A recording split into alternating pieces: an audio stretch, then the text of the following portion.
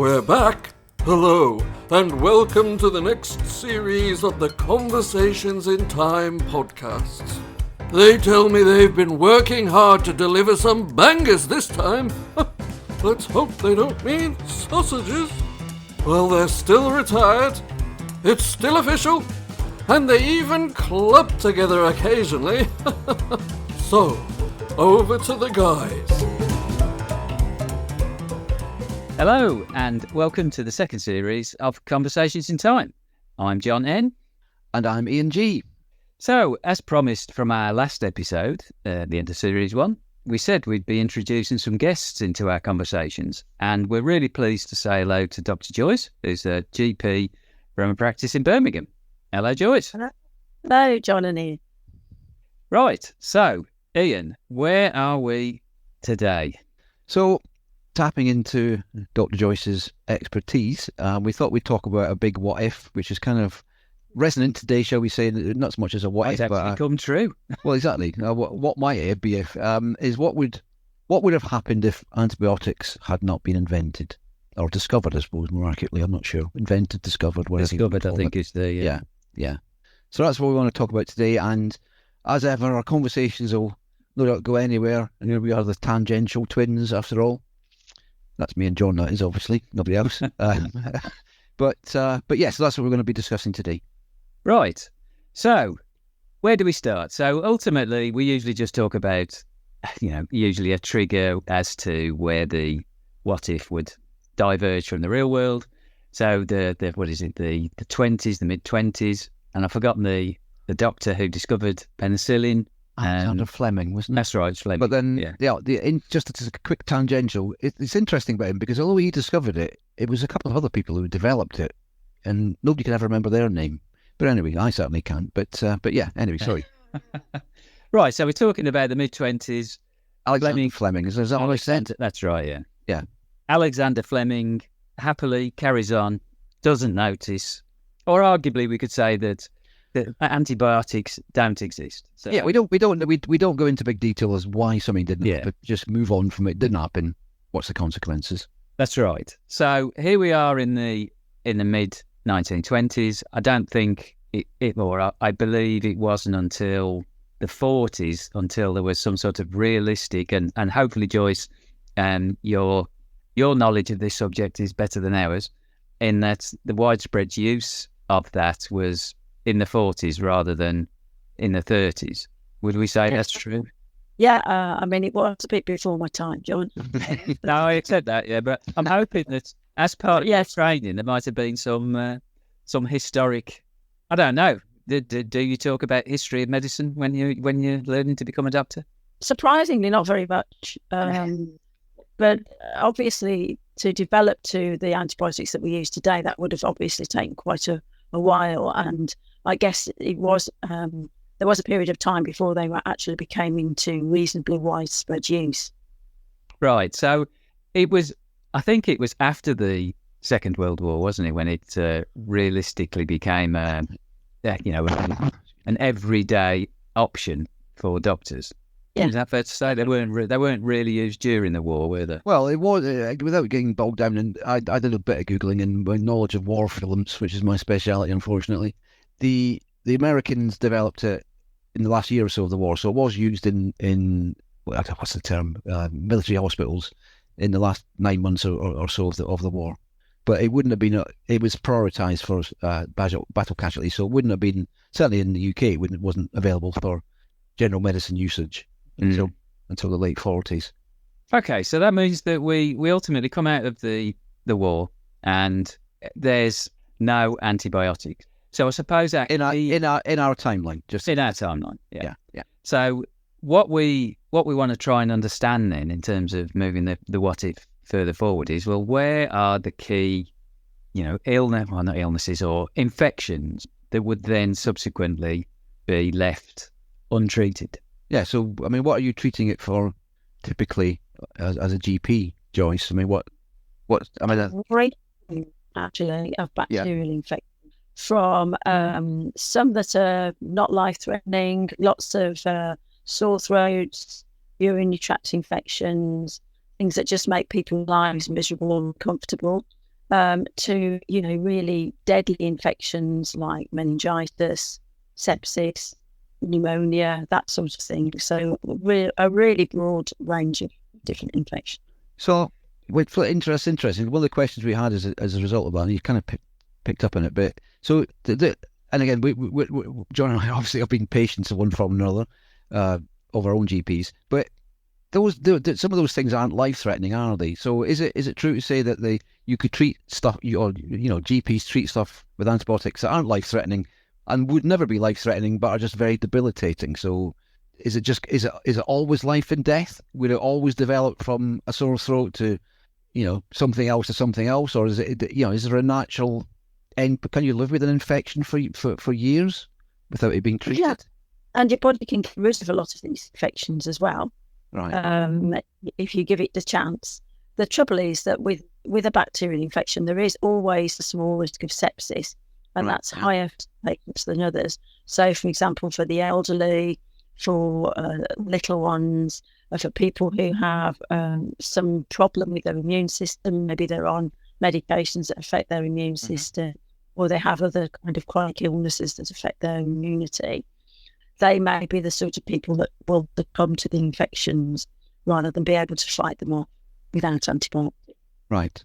But if you were a hale and hearty sort of 25-year-old, is it true to say that you can live with these infections, and if we didn't have antibiotics, you would just have to put up with it, and perhaps you wouldn't visit your GP in the first place because you'd be aware that there is no direct treatment. So if I'm a 25-year-old, and I'm not asking you to comment on something you would do, but if I'm a 25-year-old and there's no antibiotics and I've got some sort of chest infection or upper tract infection, whatever the term is, I could probably live with that, can I, as a young, healthy person?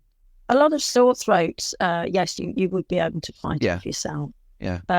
We have, in general practice, we have things like little scoring systems where we ask about certain symptoms and examine for certain signs, and then we feed this data into a scoring system, which gives us a score of how likely it is to be a bacterial infection versus a viral infection. Then we can decide whether the need to treat with antibiotics is high enough to justify using them, or whether there's a really good chance that it's viral and that patients will get better on their own. Okay, that's interesting. Is that again? We're going off a wee bit of a tangent, but we always, yeah. Yeah. No, that's interesting. So is that a mental exercise, or as a GP that you're familiar with it, or are you actually typing it into some sort of algorithm or something on your laptop, or is it just a sort of a mental exercise you go through? It could be either. I mean, for things like sore throats, it's really quite an easy scoring system, so you can put it in your head. But we do have more complicated scoring systems for other things, and those can be done on the internet.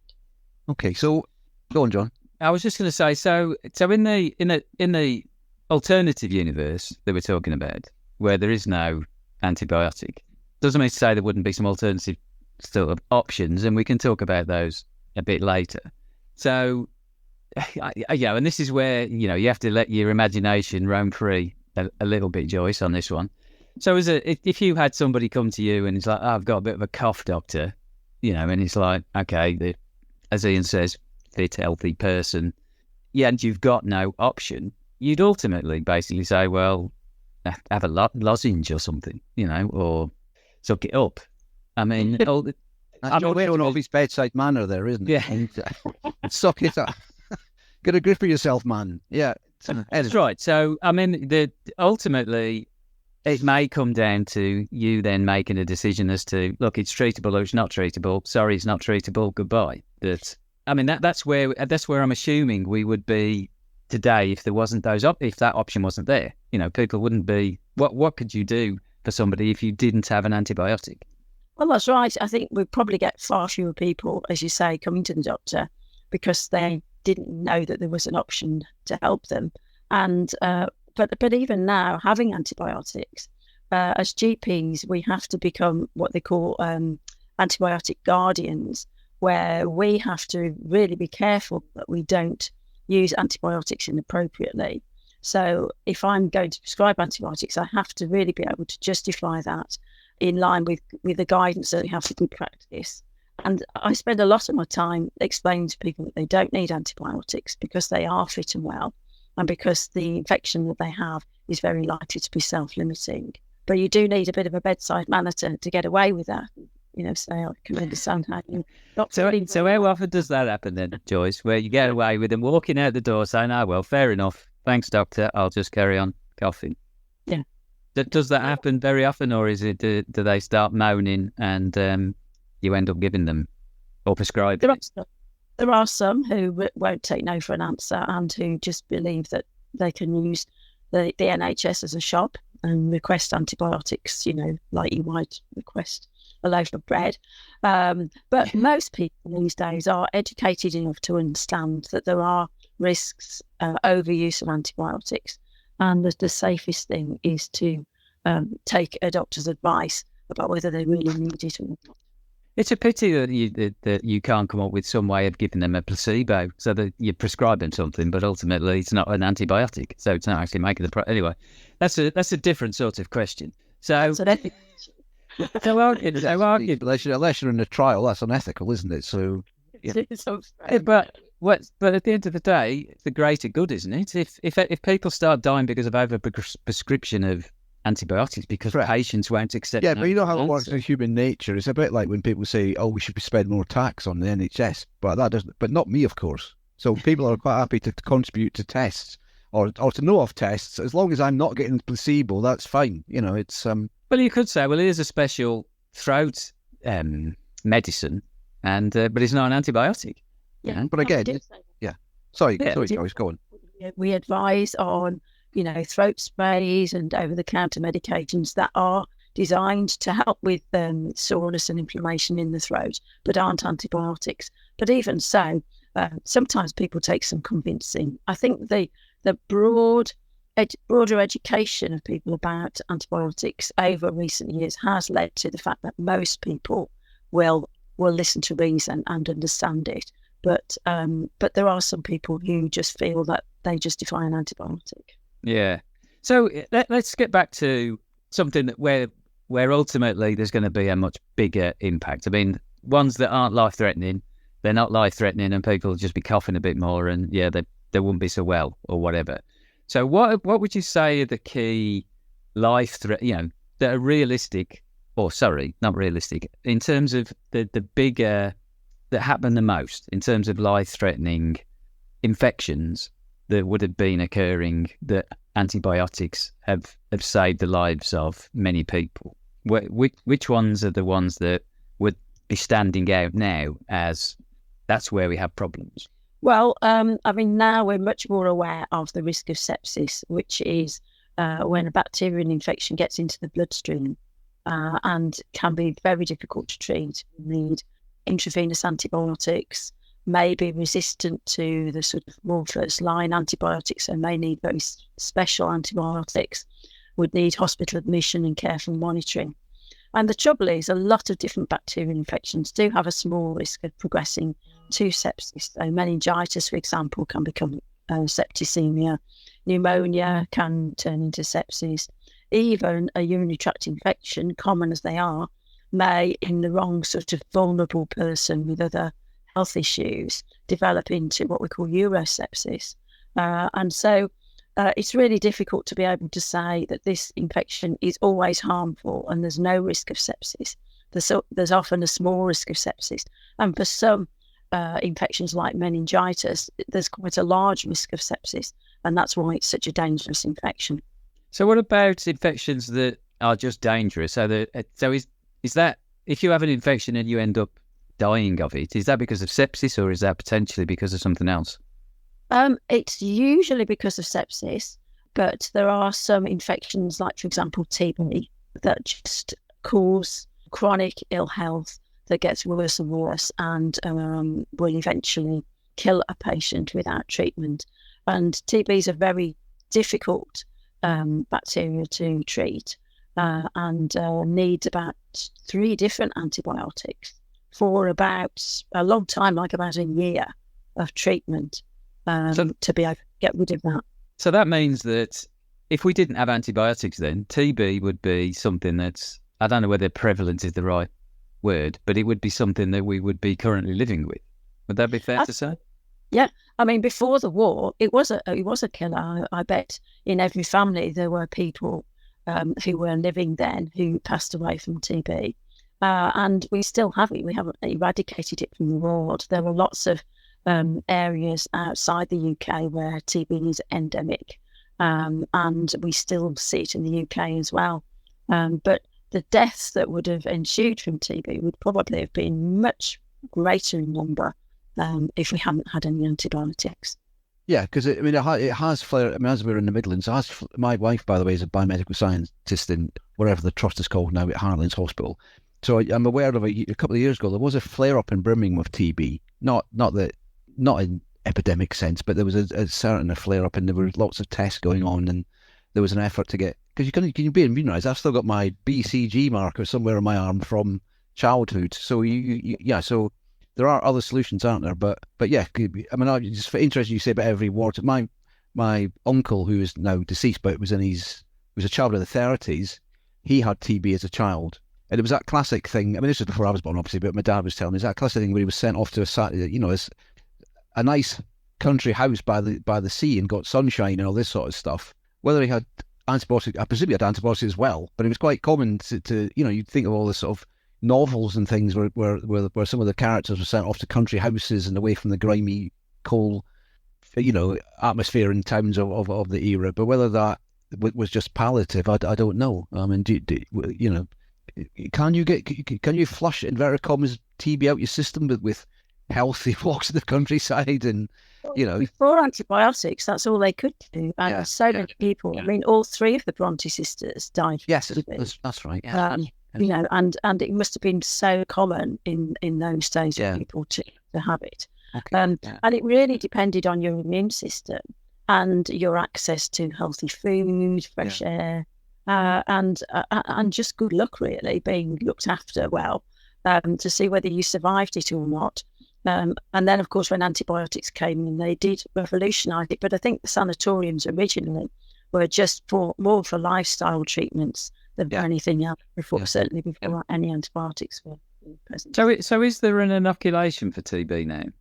There is. It's not widely used for only for what they call at-risk individuals, and that's babies who are likely to have contact with patients who could pass TB on to them. Right. So how infectious is TB? I'm just trying to understand. Okay, so if TB was still around today, how big a difference would that make? I mean, if we're talking 25% of the population, a quarter of the population could have died because of it. It's just trying to understand just how important that would be, because it gives you an understanding of what antibiotics are doing for us. Well, it just shows that it's not all about medications, because we know that TB was passed around very easily in large families, in overcrowded conditions, where, perhaps there wasn't access to healthy food and a good range of vitamins, and perhaps there was smog in the air, in industrial cities and things like that.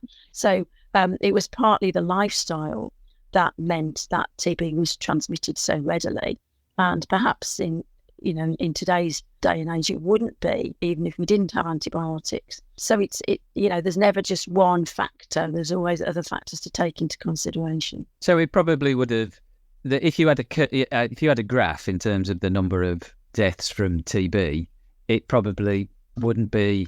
It would be steeper than it is today because of antibiotics, but it ultimately would have leveled out, to today's levels at some point. But maybe 40 years ago, the death rate from TB would still have been fairly high, whereas it was fairly low at that particular time.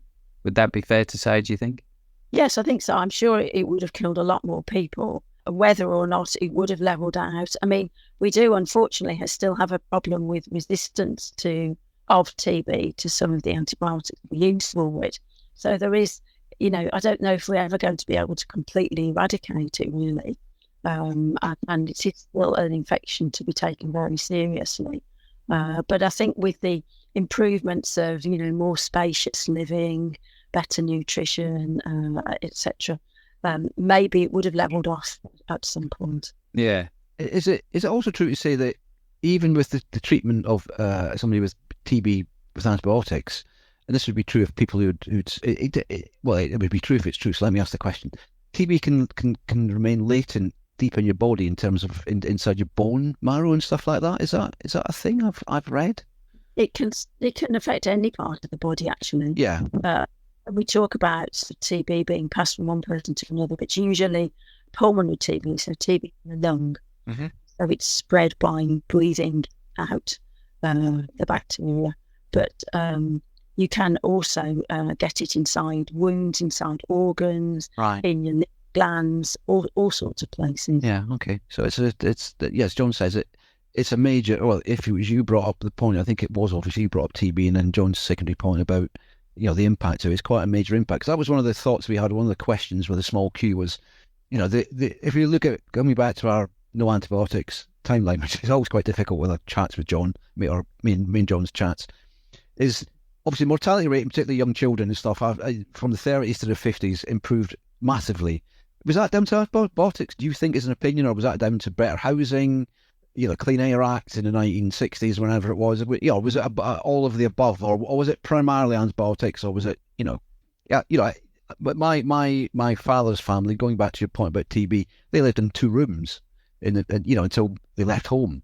So they would, 5 of them in 2 rooms, and that wasn't, and they were living in buildings where everybody was living like that. But obviously, come the 60s, all those slums were knocked down. People were given their own houses per family, sort of thing. How much of that was down? How much of the improvement in general health was down to that? How much against antibiotics do you think? We're not asking for facts and figures, but just your opinion. But what was the larger impact? To say, I have heard people say that there was actually more improvement due to the changes in lifestyle, hygiene, and better living conditions than there was due to antibiotics. But it's all tangled up together in that timeline. Yeah. Really difficult to unravel it. Yeah. And of course, things like typhoid infections, those are very easily spread as well. Yeah. The sort of housing conditions that you describe, rooms, cramped conditions, would have spread anything. They'd have spread cough and TB, they'd have spread diarrheal infections, and all sorts of infections would have just been rife really in such crowded conditions. Yeah. So would you say, talking about some of those other illnesses then, like typhoid or cholera, and which are obviously quite dangerous infections, they would still potentially, could you see, and this is just about personal opinion, who knows, we're in a counterfactual universe here, Joyce, so don't worry about the answer. I mean, could you see us having like waves of cholera epidemics? If you can't cure it, it's like suddenly it just washes through, and then there's another one 5 years later or whatever. It might not go through the whole country, but in particular areas that suddenly, because I don't know how infectious these are if you're not in a very crowded. I mean, let's face it, we have a fairly crowded society these days, not necessarily at home, in the office when you're travelling and whatever. A bit like the COVID type thing. Could you see that being something that we'd be a lot more used to, that something would suddenly start spreading through society, through the population? It's interesting, isn't it? A lot of these sorts of diarrheal infections and tonsil and cholera and things like that, which are very, very easily spread, especially in overcrowded conditions or where there's a lack of hygiene. For example, in the concentration camps in the Second World War, these kind of infections would have really spread very easily. But a lot of the diarrheal infections, we don't actually treat with antibiotics. We have antibiotics that we can sort of reserve, but the body's actually quite good. The immune system is quite good, and the body flushes out the germs either by vomiting and getting rid of the germs that way, or diarrhea and getting rid of the germs that way, so that the body can actually heal up. So in a well person, you don't always need antibiotics. But so which sort of illnesses would that apply to then? So is that true of cholera and dysentery and stuff like that? I suspect they would probably these days, because they're fairly rare, need hospitalisation and careful treating. But a lot of what we call food poisoning, which are bacterial infections with, for example, Campylobacter, where the bacteria that are less harmful. The body cannot often get rid of those itself, but it's only very rare that you might need to give antibiotics. Right. So sorry, I'm just trying to come back to so if cholera is fairly, let's just take cholera as an example. Well, cholera is classically the bad water, isn't it? I can't remember his name. Well, let's talk about typhoid. Yeah. So, Prince, who famously died of typhoid? It was Prince Dudai, Queen Victoria's husband. Prince Dudai. Yeah, I remember him. Yeah. Prince Albert. Oh, Prince Albert. He died of typhoid, didn't he? So bad. Yeah, which was bad food, bad water, or something as well, wasn't it? So bad hygiene, essentially. Yeah. Right. So sorry. He'd been in the rain and in the cold, and so that has probably made him more prone, more vulnerable to the infection. So it's a combination of things. But it's starting to feel like a lot of, because of the societal changes of better hygiene, better food, better housing, that actually fixed a lot of diseases that, at the end of the day, you might still catch but can survive, and would become I forgot the term we use now, non-fatal infection rather than a sort of fatal infection that you need antibiotics to fix. Other than in certain groups, like the younger or elderly or people who are sick or whatever. I mean, is that, would you say that's true? Yeah, I think that's true. Okay, so that, which means that we would have had the disease mix after the war would have been the same for probably 20 years, until the mid 60s, when housing, a lot of housing changed, from to a more modern sort of standard. So I mean, if that's true, what areas are we struggling with, or would we have struggled with, in terms of not having antibiotics? So where would the big hitter be, in terms of, all right, we haven't got an option. There's nothing we can do. I mean, I heard somewhere that childbirth would be a more dangerous thing if we didn't have antibiotics. And I don't know whether that's true or not, but definitely, that's because of the risk of sepsis. In certain parts of the world now, sepsis is still a really big risk and a cause of maternal death. And certainly in this country, it was a war problem. Antibiotics, I'm sure, have helped that. Right. So where would you say, what would we be struggling with now if we didn't have antibiotics? Yeah, it's just moving on a wee bit from there as well, is what proactively couldn't we do now, as well as struggling with, because obviously people are going into hospital voluntarily all the time. What do you think the impact of that without antibiotics would be as well? Well, I think the elderly particularly still need to go into hospital a lot for antibiotics. Yeah. But younger people as well, things like animal bites can cause sepsis, meningitis, which could just happen to people, randomly. It's still a sporadic sort of illness, just pops up every now and again, hasn't not necessarily been spread. We've still got whooping cough about, although that doesn't respond to an antibiotic, unfortunately. Some of these childhood infections would certainly have caused a lot of problems as well. At one time, things like diphtheria would have caused an awful lot of childhood deaths. Yeah, all the things that we're familiar with, some of these sort of "Who Do You Think You Are" programs of cause of, the celebrities looking at the past, and great Aunt Mary died of diphtheria, and you just don't hear. Well, us as non-medical people, we just don't hear of that anymore, do we? So it's What about? I was thinking as well. What about elective surgery? I mean, I don't know we're not asking you for figures, and if you don't know, just say please. But routine operations, are people routinely given antibiotics at the end of an invasive procedure that requires general anaesthetic, or is it just if there's evidence of infection? Sometimes it is used as a sort of preventer. But Right. It depends on the type of operation. If anything that's going to be going into the abdomen or potentially affecting bowels Yeah. are absolutely brimming over with bacteria. Yeah. We've got the good and the friendly bacteria and the bad bacteria in the bowel, and we've got the gut microbiome, which is a whole mix of all sorts of good and bad bacteria. And if anything happens where the bowel is cut, then you've always got that risk of all those bacteria getting where they shouldn't be and causing infections. routinely before any sort of bowel surgery. It is common to use. Well, I guess, what's the opposite of an endoscopy? Up periscope. Endoscopy. Yes, I mean those frequently nick the bowel and stuff, don't they? And people get infections. I don't know what the percentage is, but it's relatively common because they certainly warn you of that. And I guess you would have to have antibiotics as a result of that and stuff. And so all the sort of proactive things that we've take for granted of, not invasive scanning, to use my non-medical term, those would all become quite risky, wouldn't they?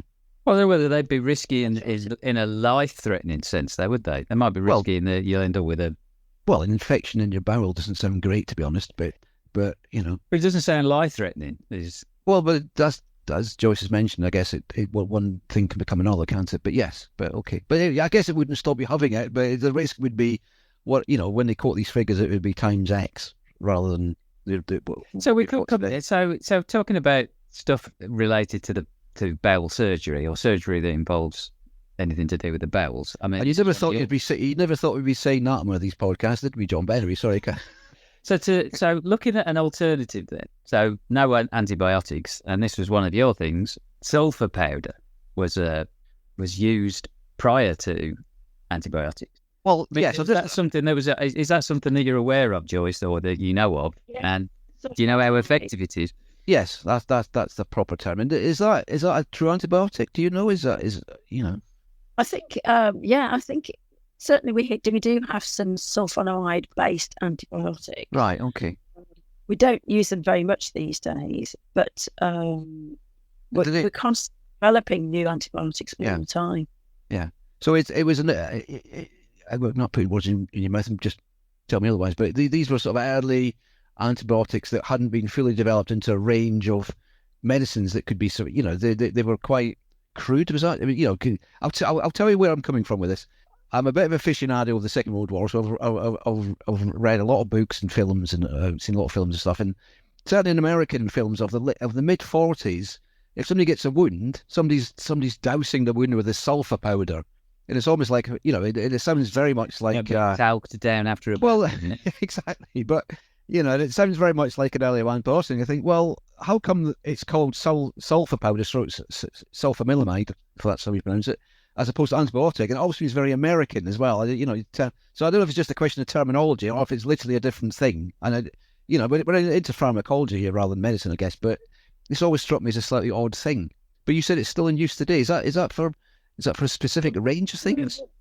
Not the same things that were originally invented, but derivatives of sulfonamides can. Right. Okay. But they're far and away in a minority compared to the... Right. Okay. I'm just conscious of time as well, John. Yeah, I've got my eye on it. Don't worry. Yeah, just looking at some of the other thoughts we had. Yeah. So, where are we? Do you want to talk about these phages, John? Well, I mean, that's I'm beginning to. So this was just about alternatives, but yeah.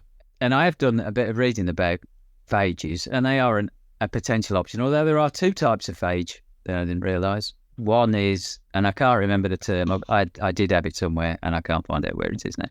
So a phage works by attaching to a bacterial cell and then injecting its DNA into the cell. And then there's two types of phage. One where it uses the internal machinery of the bacteria to produce more phages until the cell bursts and it releases more phages. And then there's another one where it only merges the DNA with the bacteria DNA, and when the cell divides, the bacteria is actually not infectious. But that could be that's considered quite dangerous, because then you can have a serious mutation, and the bacteria could then be resistant to practically everything. Which is one of the reasons why, as I understand it, they're not licensed for use anywhere outside of Georgia, which is the centre for phage research. But, the Soviet Union used it during the war because they weren't given access to antibiotics. But, there is a lot of research on phages, because a phage is a virus to a bacteria, and it kills it is a natural solution to killing bacteria. But because it's got this approach of the phage kills the bacteria and then produces more phages, it's a bit uncontrolled, so there's a massive concern that it wouldn't stop and it would create other viruses or other bacteria, which you then got to, which would be worse than the bacteria you were trying to kill. One of the things I did. Sorry, go on, Joyce. Yeah, that's my understanding as well. Yes, it's just the unleashing the unknown, really, and what it could do, and because viral things can change and morph, like the flu virus changes every year. What if it did and it got out of our control? We weren't able to, make it do what we wanted it to do anymore. Yeah, I mean, there's certainly a lot of research. Yeah, I mean, and there's a lot of research going on in the US now because it is, because of there's a term for it now. There's a 3-letter acronym for something resistance. Was it AMR or something? Yes, antimicrobial resistance. That's right. Yeah. So AMR research certainly in the US, and I know that they do research at the Wellcome Institute in London, in the UK for phage research, and there's also I've noticed that Leicester University do phage research as well because it is something that potentially gives an opportunity.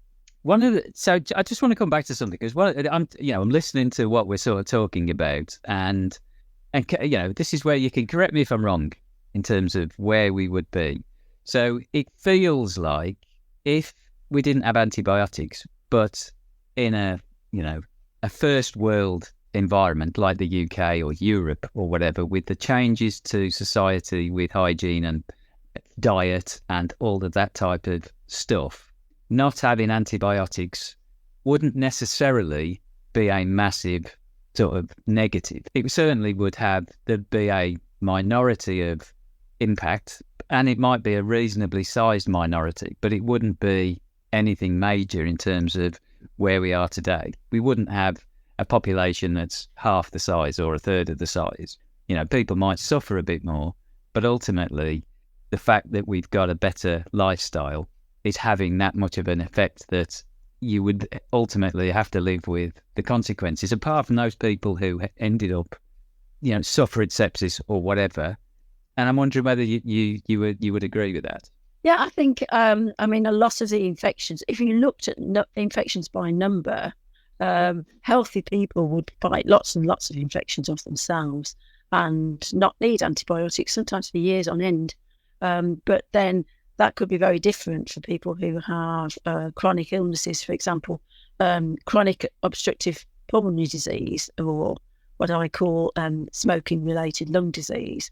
Where the lungs don't work, their immune system is really difficult to protecting the chest from infections. They tend to get infections quite commonly, especially through the winter.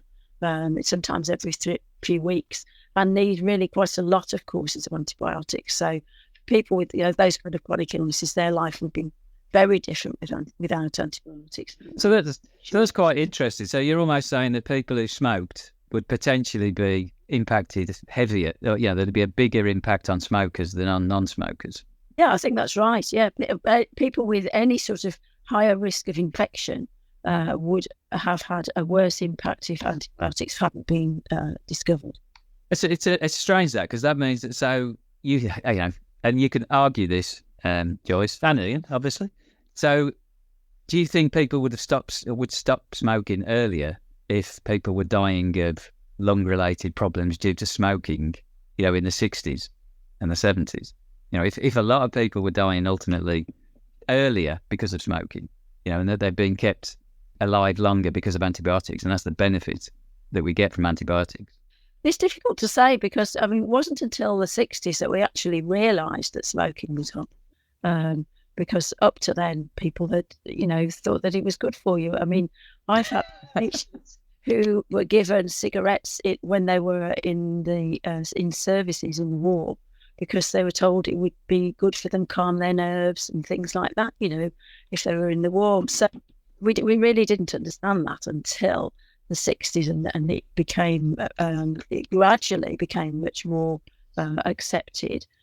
So I don't think people would have stopped it. I don't think they would have believed. Well, maybe not the 60s, but 80s or 90s then. So you've only got to look around at the number of people that still smoke, and don't think anyone can be any doubt now of the harm that cigarettes cause. Oh, absolutely. But what I mean is that if the number of people who were dying from smoking-related illnesses was 2 or 3 times what it is now, that would have been a bigger alarm call, wouldn't it? Perhaps, yeah. I mean, if you believe evidence, unfortunately, sometimes people who have addictive behaviours don't believe the evidence; they choose not to.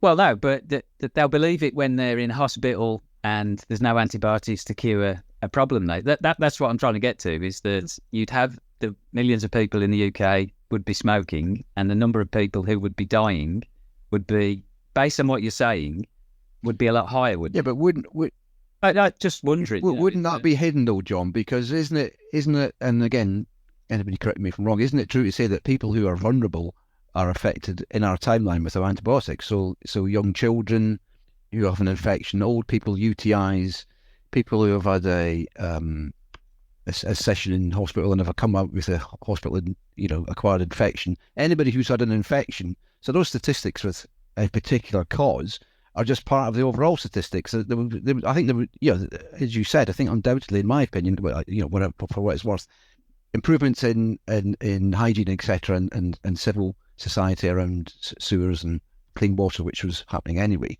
those would take you to a level, and then the vulnerable, and I don't mean that in just terms of poverty, the vulnerable people with young children who are prone to infections and older people who are prone to infections and people catching infections at work through manual labour in terms of digging ditches and getting wounds and getting bitten by animals and getting shot at in the army, etc., etc. That proportion of people, there'd be a much higher proportion of them dying. I'm not saying there'd be a huge number, but there would be more.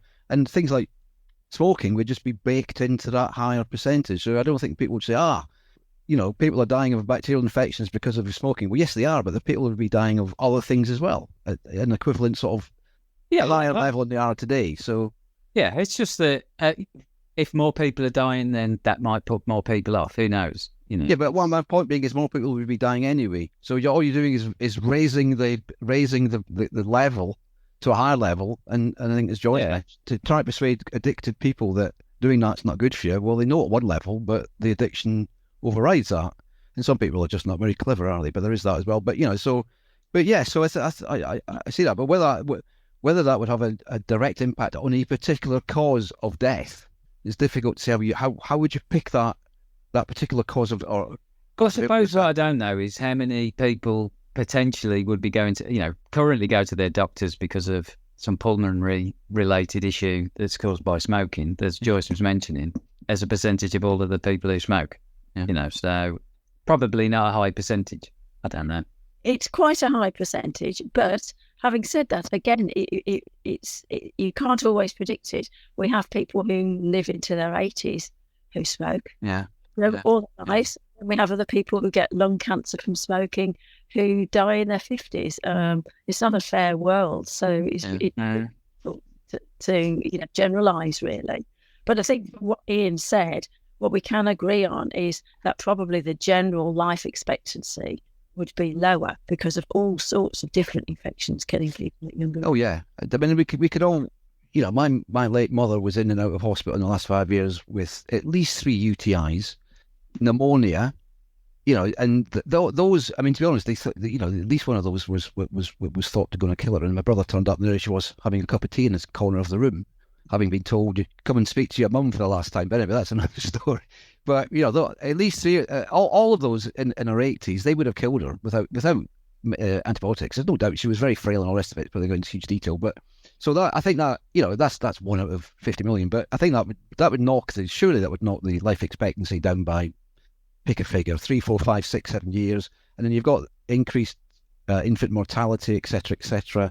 To even without getting huge statistics, and again I'm conscious of time, a 0.1% increase in infant mortality is a lot of dead children, isn't it? Touchwood, it's when you've got a huge population, and I mean as a statistic, you don't have to do much changes to get an awful lot of people being affected. And it's interesting you said, John, about the population might not be that different. It might not be, because people might just have more children, like they didn't think. I know in Victorian times they didn't have access to contraception and the rest of it, but people did literally have more children as other children died. It's one of those sort of human nature things, isn't it? It doesn't necessarily mean you end up having 15, but it's and I enjoy I'm always keen to look at societal changes as some of these what ifs that me and John speak to our massive audience about. Massive audience, global. Right. Well, it is global. There's at least one person in every continent. So the impacts of society are quite interesting, but it's all speculation, obviously. But, what you see in the past of people who could afford to having more children as their young children, 5 children, typically one might die of sort of something, in 1870 or whatever. They would have another one. All right, they didn't have contraception either, but they ultimately knew where children came from. So there is always that form of contraception. So it's interesting how these things could have happened. I mean, John, I've got one last question, and I'm conscious of. Yeah, we'll have to make it the last one. Yeah, one last question, which is a bit of an open air or open question. But Joyce, I mean, I'll read it as it's written here. How would the job of a GP be different without the use of antibiotics, do you think? Well, as GPs, we do prescribe lots of antibiotics to try and treat infections much earlier. If there weren't antibiotics, people would get worse and worse and worse. We'd send them into hospital, but of course, the hospitals wouldn't have access to antibiotics either. So I think people's lives would definitely be shorter. There'd be more suffering. And for every person that gets an infection, there's always the risk that they could transmit that infection to others as well. So I think, that would all have a knock-on effect. I think it would be very different. I think as GPs, we treat a large number of patients with less serious infections with antibiotics. And in hospital, they treat perhaps a smaller number of people with really serious infections with antibiotics. So overall, the number of lives saved with antibiotics has to be a significant number, I'm sure. And sorry, go on. I did have a little subsidiary question to that. How different would your job? How would you? Do you think your approach to a job would be different, knowing that that you don't have a solution? You don't have a solution to many things, no doubt, but you wouldn't have a solution to some of these things. Would you?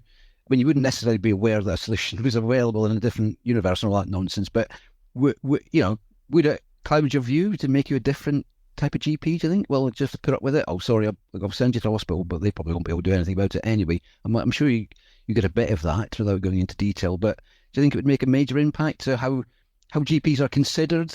Go on. GPs very much take a holistic view about treating patients anyway. We sort of pride ourselves that we're not just prescribers. We do take into account patients' lifestyle, give them advice about how they can improve their lifestyle to improve their health. So generally speaking, we would be doing all that and only thinking about the risks, benefits sort of balance for each individual about giving antibiotics or not, whether they're really needed. And over recent years, we've also developed this new thing called a delayed prescription of antibiotics, where we have a discussion with patients and we say, well, you may not really need the antibiotic. You've had this for a few days now. It may get worse, in which case you may need to take these antibiotics. But if you're feeling a bit better over the next day or two, see if you can manage without. Let your immune system fight this off for you so that you get a bit of resistance to it. And we sort of negotiate with the patient about what might be best for them and give them a bit of a say in the decision about the overall treatment. Sorry, John, you were saying something. I was, and it's gone. Never mind. Right, so I think we've come to the end of this particular session. I'd like to thank Dr. Joyce for some really interesting input. I hope you enjoyed it too, Joyce. I did. It was great. Thank you so much for inviting me. Perhaps we'll have to have a part 2 at some point. Yeah. You don't know anything about the Second World War, do you, Joyce? Because you can. That's not my area, I'm afraid. I'm sure we could come up with another health-related one. So we'll. That would be great. Right. So, thanks, Dr. Joyce. Thanks for everybody who is listening. Hopefully, it's an ever-growing list of people. We shall speak on the next podcast. So, from all of us, bye for now. Bye.